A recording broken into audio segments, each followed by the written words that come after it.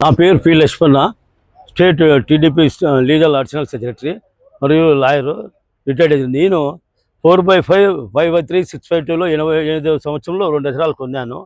అది 15 ఏళ్ళు పంట పెట్టి మళ్ళీ 2000 సంవత్సరంలో ప్లాట్లు వేసి 4 ప్లాట్లు అమ్మినాను. ఎంఆర్ఓ ద్వారా 7 ప్లాట్లు అన్నీ అయిపోయినాయి. ఇక్కడ ఏం లేవని సర్టిఫికేట్ కూడా ఇచ్చినారు. దాంట్లో సర్వే నెంబర్లో మొత్తం ప్లాట్లన్నీ రికార్డు పత్రం చూస్తే ఎంత సర్టిఫికేట్ చూస్తే మొత్తం ప్లాట్లన్నీ 2001లో అమ్మినారు.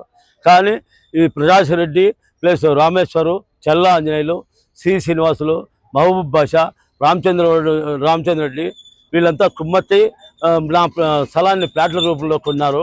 Double registration. ఇప్పుడు సీఎం గారు డబుల్ రిజిస్ట్రేషన్ అనేది క్యాన్సిల్ చేయాలని ఇచ్చినారు. దాని ప్రకారం ఇవన్నీ క్యాన్సిల్ చేసి నాకు న్యాయం చేసి నాకు మనశ్శాంతి కలగజేయాలని కోరుచున్నాను.